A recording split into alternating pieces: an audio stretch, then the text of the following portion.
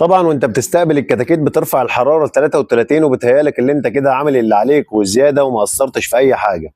وبعد كده بتيجي تتفاجئ ان الكتاكيت بدات تكش او تتلم في اطباق التحضير او الفراخ تتكوم على بعضها، وانت مش عارف ايه السبب، وتبدا تقول بقى ده كتكوت تعبان او فيه مشاكل، ده انا مستقبلهم على حراره 33 من بدري، فانا ما عنديش مشكله، ولكن انا جاي افاجئك واصدمك واقول لك لا، انت ممكن يكون عندك مشكله ومشكله كبيره كمان، وخصوصا في الفرشه. لان في ناس كتيره جدا بتهتم بدرجه حراره العنبر وبتنسى درجه حراره الفرشه، والفرشه احيانا بتبقى بارده، وخصوصا المشكله دي بتحصل وبتتكرر كتير في فصل الشتاء لان الجو بيبقى برد. فانت لما بتيجي تدفي العنبر وبتنسى انك تدفي الفرشه بتاعه العنبر، فبتبدا تاخد وقت يوم يومين عما تدفى. فانا عايز اقول لك في خلال اليوم او اليومين دول الكتكوت بيبدا فعلا يكش، وبيبدا انه فعلا الحراره تتسحب من جسمه وتنزل للارض. وبعد كده ممكن تلاقي كيس المخ ما امتصش، بعد كده تلاقي ممكن بكتيريا كتير ملت الكتكوت وبدا يتاثر، وفعلا تلاقي الكتكوت ركبه المشاكل من وهو صغير وتاثر عليه في العمر الكبير وتعمل لك مشاكل كتير في العمر الكبير.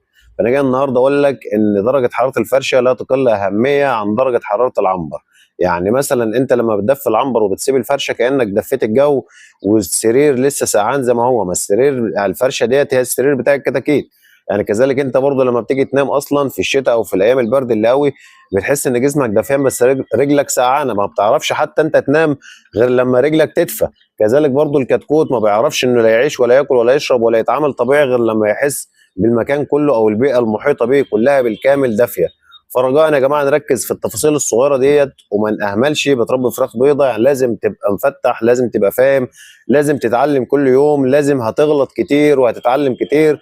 وربنا يرزق الجميع وربنا ما يخسر اي حد ابدا. ولو عندك اي استفسار سيبه لنا في تعليق، ولو وصلت لحد نهايه الفيديو هنا ما تنساش تذكر الله وتصلي على سيدنا محمد عليه افضل الصلاه والسلام، وشير وكومنت ولايك عشان الفيديو يوصل لغيرك. وانتظرونا كل يوم في فيديو جديد ومعلومه جديده. اخوكم ابو نوح، سلام.